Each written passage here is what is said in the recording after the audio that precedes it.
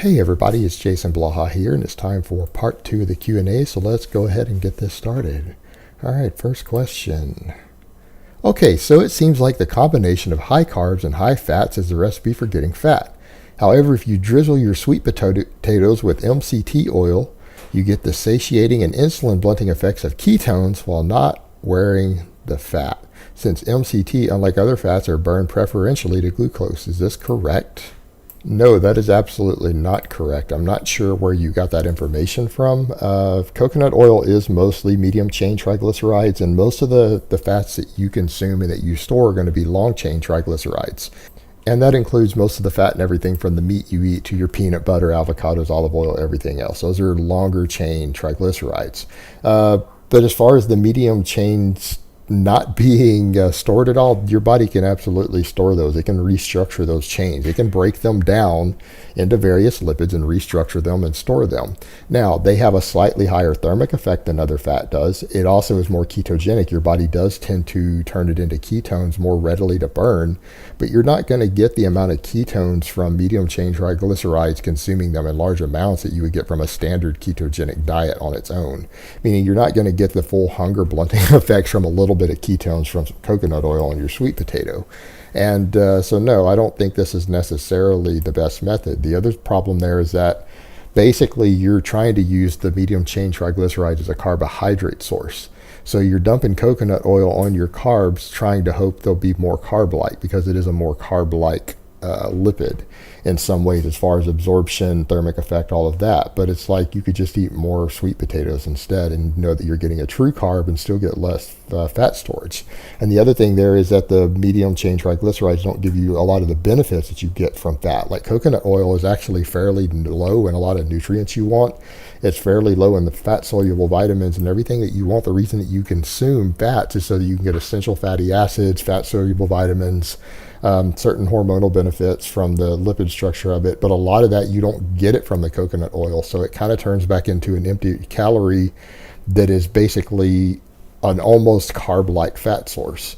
So unless you really just love the taste of coconut oil, it's not really going to give you the effect that you're hoping for there. So again, I'm not sure where you got the idea that you can't store that as fat at all, as a fat, and that it blunts your appetite with ketones, because it doesn't produce enough ketones to do that unless you're consuming like 1,000 calories of it, in which case you're still consuming 1,000 calories of liquid fats. Probably not ideal for body composition purposes, just throwing it out there. All right, next question. How are muscle size and striking power connected? For instance, a fighter like Conor McGregor knocks people out easily but isn't much bigger than the average Joe. Actually, I think Conor McGregor has a good amount of muscle on people who don't work out at all, to be honest. You're just thinking because of his body weight and his overall size that a lean guy like him doesn't have muscle. I can promise you he has a good 15 pounds of muscle on the average non-lifter walking around on the street.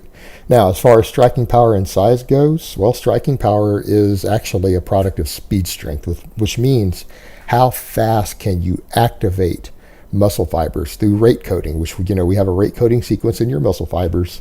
Power and speed are largely determined by how fast you can activate motor units in your muscle fibers and how fast you can get to those power fibers in terms of microseconds. So someone who's twice as powerful, pound for pound, can activate their speed strength faster because they can turn those upper motor unit thresholds on at twice the rate per microsecond that someone who's not as fast is. You can do that through training. You can do that, well, number one, through your genetics. Obviously, that's a big factor there, because people who have more of those fastest twitch fibers are simply going to be able to train to have more power than other people. That's genetic. You can't get around that. But anyone can improve their speed strength by training for speed strength. That's why things like dynamic effort work exist. That's why people do pause work for power, things like that. Those improve speed strength, which will carry over to striking power. So that's a big factor there. But as far as actual muscle size goes, well, a bigger muscle is still capable of more power.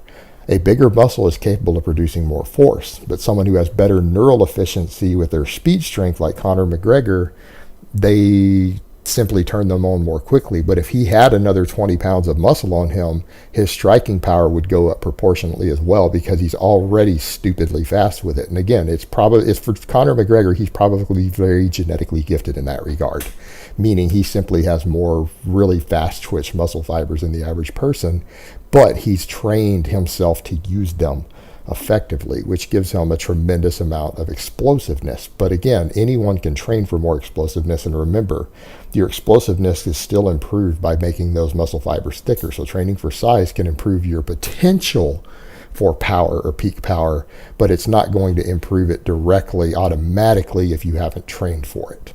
So hopefully that answers the question. All right, next question. Currently running your linear hypertrophy program to finish off my noob gains. The novice program was just too brutal. I'm at week 2, 170 for squats, 150 for bench, and 170 for deadlifts, all on 10 rep sets. Granted, I still have more room of the program to run, but if progression continues as planned, will I be able to finish out the rest of my noob gains by the end of the program? To answer your question, absolutely. You will absolutely be able to use that program to finish out your noob gains. And because different people have slightly different genetics, some people might actually finish them faster on my linear hypertrophy than they will from the novice program, because the novice program, the recovery end is too brutal for some people, and they end up having some overreaching problems. And for those people, and it sounds like you might have been one of them, the overreaching on it could be excessive for some people, and therefore they're going to end up doing better and actually reach your noob gains or finish them out a little more quickly on the linear hypertrophy program. And I specifically wrote that because some people don't have the recovery ability or the lifestyle to accommodate the novice program, and they needed something that could get them to get everybody there at 90% of the rate the novice program will, which it will do, but some people to get them there faster due to their lifestyle and recovery. Some people have a hectic life schedule, and trying to run the novice program is not going to work. But it sounds like if you're doing okay on it and where your strength is at for now, you're probably 2/3 of the way through your noob gains, from what I can see from the numbers you've posted. So this program, I would say give it 6 months or 2 full cycles of the program, and your noob gains should be finished out. Because again, if you run the program the way it's written, 2 full cycles of it from now, you should pretty well be at my target novice numbers for going into an intermediate program, and you should be good to go. So best of luck with that. All right, next question. I only get to train 3 times a week, and one time I'm really winded after a long day and I don't have the mental focus to squat. Is squatting twice a week then doing some other type of leg glute exercise like a leg press, lunges, and or leg curls acceptable? And if so, what would you recommend? Well, brother, it really depends on what you're trying to do there and what your goals are. I would say that if you're struggling with focus on that one day, you could just reduce the volume and workload. You could come in and just squat a little lighter and with a little less volume and still get some stimulation and train the motor pattern and be good to go. As far as those other things go, again, if you can't focus and you're exhausted, you don't want to come in and do 3 or 4 different exercises that are easier to replace a harder one, unless you're just addressing a weak point. Like if you've got a hamstring weakness, maybe you could come in that day, because it sounds like you're doing some leg curls and maybe glute ham raises or something. What I might recommend is take that day to be a slightly more hamstring dominant day.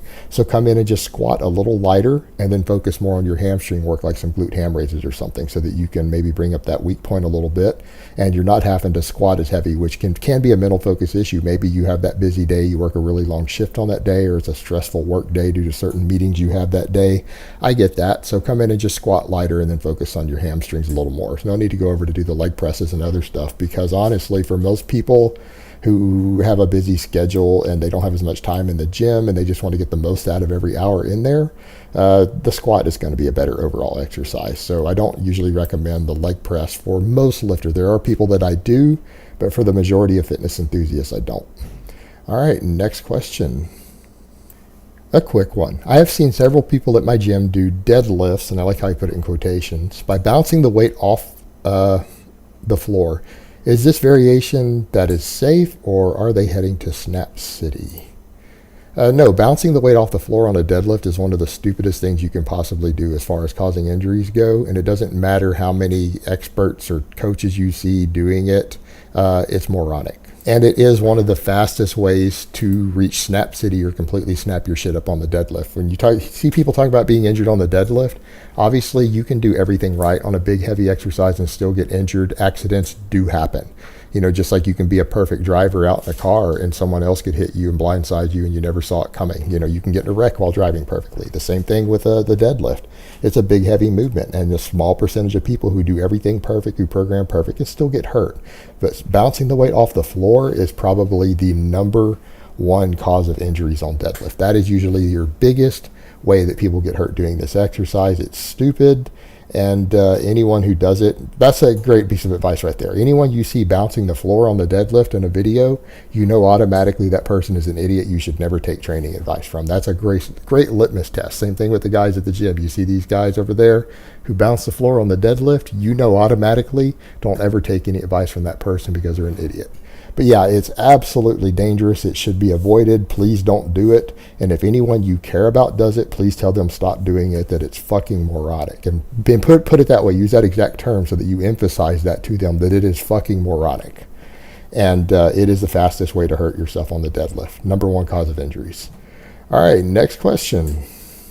Hey, Jason, when it comes to recomposition to someone who is newly out of their novice phase, is it possible for someone to go from 15 to 17% body fat to the 12% range and still be able to add 5 pounds a week or every other week to their biggest lifts? And how would someone do so if it's possible? Thanks. Brother, the only way you're going to do that is on steroids. And why do I say that? Because intermediates aren't capable of making those sort of strength gains while losing body weight. And the only way to get from 17% body fat down to 12% body fat is to lose weight, because an intermediate can't gain enough muscle in the intermediate phase to recomposition that much. And here's what I mean. Let's say you're talking about being, 180 pounds at 17% body fat, right? That means you have around 30 pounds of fat on your body. You're going to have to lose 10 pounds of fat to get down to 12%, right? You're going to have to lose somewhere between 10 and 11 pounds of fat. An intermediate can't gain another 10 to 11 pounds of muscle. They're done. They've already gained 75% of the muscle they're going to gain drug-free the rest of their life. They're only going to gain about 5 or 6 pounds of muscle during their entire intermediate phase over the next year or two. So they have to lose weight. An intermediate also gains strength a lot slower than a novice. In fact, about half the rate that a late novice does. So you go back and look at the back half of that. Remember when you were going through your novice phase there, you bulked probably and gained weight on the back half of the novice program. Realize that as an intermediate, the last 3 to 4 months that you gained in the novice phase, you're going to have to cut those gains in half. And that was while bulking and gaining weight probably. So then imagine trying to do that on a cut. And you'll realize very quickly that adding that, you're talking about basically trying to cut and slowly lose weight over the year as an intermediate. And every other week, that's going to be 26 for the year times 5 pounds.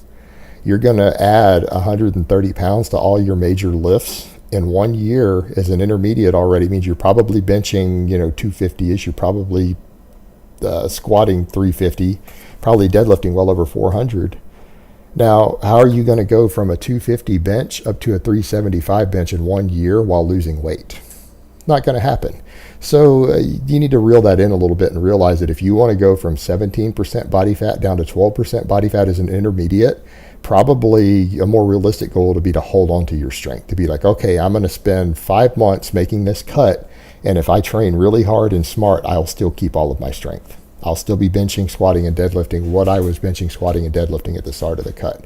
But as far as, gaining that, you're still talking about in that time period, putting 50 pounds on your bench press while losing weight.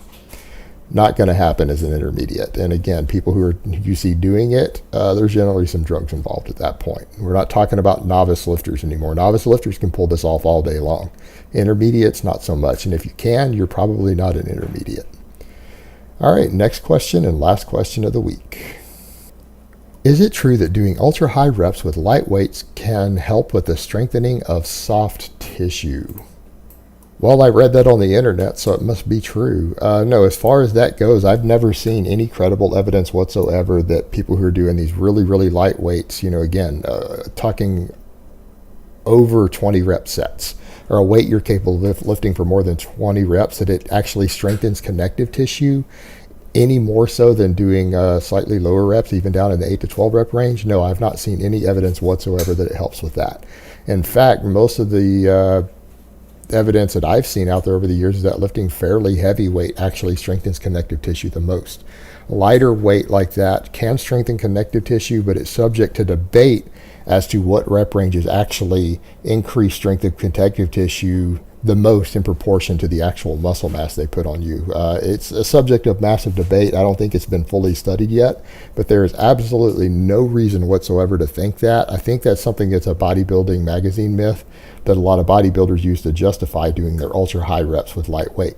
But the reality is, could it strengthen connective tissue? Possibly, yeah. It could also make muscles bigger and stronger. That's something that's true too. Ultra high reps still have a hypertrophy component to them. You can still gain size doing them. Wouldn't be my first choice, but it certainly works. And if it puts muscle size on, it generally strengthens connective tissue a little bit as well. It's a good rule of thumb to follow. But as far as it being superior in any way, there's no reason why I would think it would be. I'm not sure exactly how they came to that conclusion, the people who put that myth out years ago that circulates still, but I've never seen any evidence whatsoever that there's any truth to it. All right, guys, but that's really all I have to say on that today. I hope it's been informative, and I will talk to you guys next time. Hey everybody, it's Jason Blaha here, and once again it is time for the Q&A, so let's go ahead and get this started. First question. Jason, let's say you have overreached on one of your main compound lifts, such as the squat, and decide to take a deload. Can you still push yourself with intensity and weight on other lifts like the bench or overhead press and still properly deload the squat? Thanks. Kind of a tricky question. I guess it depends upon whether you actually had overreached systematically and you needed a deload, or if you felt like just your squat was stalling a little bit and you chose to deload to let that one lift and peripheral nervous system around your legs recover a little bit and recover and adapt. If you just kind of felt you were stalling slightly on the squat and decided to deload that exercise, or you were maybe feeling some discomfort in the connective tissue of your lower body, it would be perfectly fine to continue to push with upper body stuff. However, if you were doing a full overreaching and you know that you've chronically overreached and you wanted to get maximum adaptation and recovery from your deload, then the answer is absolutely not. You should deload everything, particularly if you're seeing signs that you are definitely overreaching and at risk of basically overtraining, then yeah, you need to deload everything at that point. So it really kind of depends upon the purpose of your deload and why you decided to deload. Really kind of answers the question for you. It's not a simple yes or no answer. So hopefully that helps. All right, next question. Hey Jason, you've previously mentioned that developing big shoulders as a drug-free person requires a bit of research. However, I'm curious how you would personally go about it if you were to train an individual for maximum hypertrophy in that area, assuming the person is on a full body program with decent shoulder flexibility with no limitations. All right, great question. The fact that you said that they have no limitations and great shoulder flexibility actually gives me a bit of a different answer. If they have any mobility issues or flexibility issues with their shoulder girdle, I'm going to recommend that they do a strict press for a bit until they get strong on it and then switch over to a push press as their primary shoulder exercise. Now, for those whose goal is, again, maximum hypertrophy of the entire shoulder girdle and the deltoids, who is drug-free, if they have no flexibility or mobility limitations, I would recommend that they do behind the neck presses with a pause on their traps on every single rep. None of this touch and go stuff, an actual half-second pause on every rep, pausing on there, and then I would basically have them get as strong as possible on that in, say, the 5 to 8 rep range, and then I would have them do pretty hefty amounts of face pulls with bands, if bands are available, and if not, then with cables. But the combination of moderately heavy progressive overload on the pause behind the neck press combined with a lot of higher rep work for band face pulls will actually give them a well-developed shoulder structure and maintain fantastic shoulder health and overall mobility.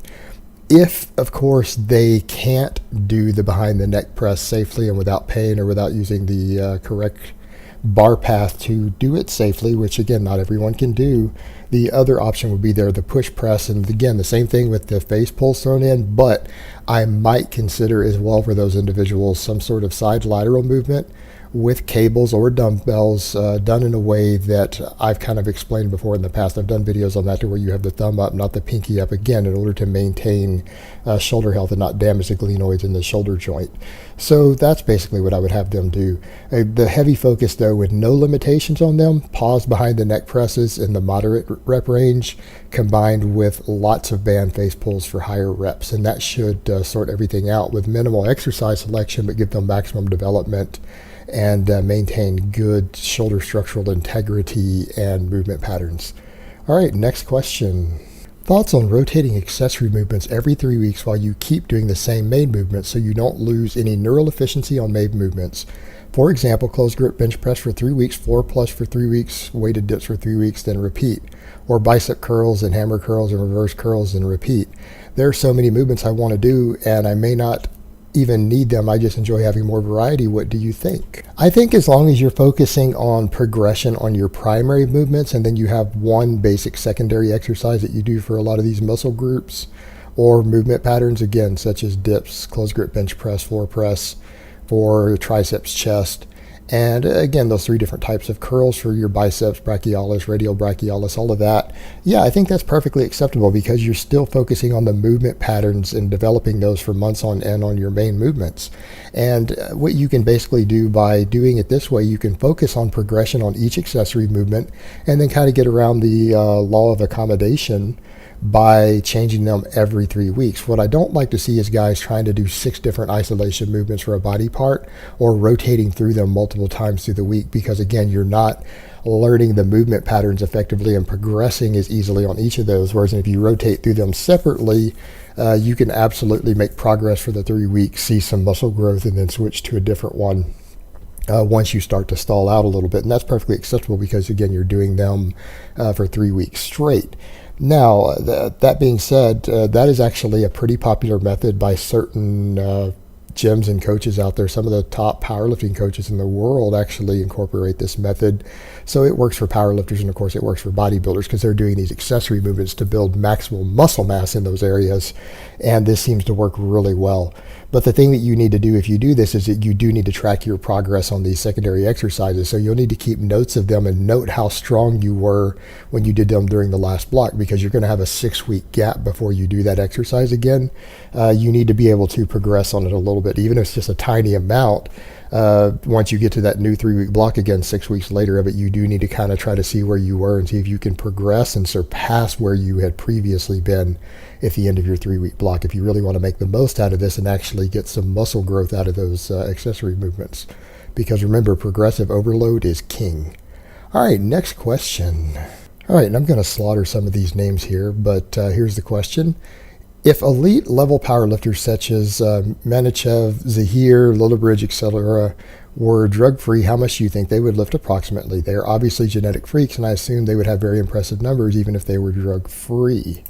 I'm going to disagree with you here, and I don't want to try to give specific numbers, but the truth is all of your champions are there due to combinations of genetics and drugs. You take the drugs out of the equation, and a lot of them are not going to be as strong as you think they are, meaning an 800-pound squatter who's been using drugs for 7 years, 8 years, 10 years straight to get there at heavy doses, you might be thinking, oh, well, he's just going to squat 500 or 600 if we had taken the drugs away and he never did them. But you don't know that for a fact. They might have squatted 500, and they probably would drug-free if they can get to 800 on drugs, but that's not an actual guarantee. And maybe they would have got 600. It's too hard to tell. And the thing is, you can't even compare them to the drug-free guys and go, well, the drug-free guys hit numbers that are almost as good, and in some cases pass them. Yeah, because they're not drug-free either. The problem is that we don't really have legitimately drug-free elite level powerlifters in the world for you to compare them to, because without the drugs they don't become the elite level even in the tested federations. So, and I know that's going to burst a lot of people's bubble and they don't want to hear that, but you take drugs out of the mix and you can't really come up with realistic comparisons because the drugs were required to get there.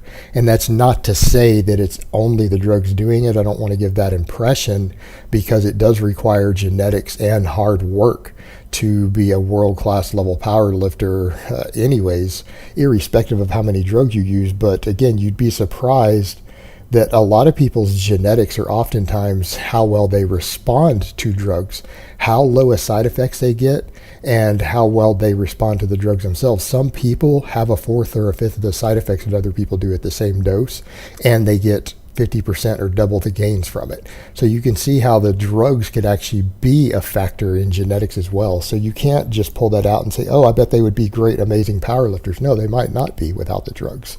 Again, you'd be really surprised. And it's not something that you can quantify or say exactly where they would or wouldn't be without the drugs. Maybe they would be great, maybe they would be good, but maybe they wouldn't. And we will never know. All right, next question. You always talk about gains in maximum protein synthesis uptime. What about maintenance for naturals once they've stopped making progression? Is 3 full body workouts per week still advisable? Honestly, once you kind of stalled out and you're a natural lifter and you know that you're seeing tremendously diminished returns, that you're gaining, no more than a few ounces of muscle every year, no matter how efficiently or effectively you train, and you just say, you know what, I'm okay with not pushing hard and I just want to stay where I'm at.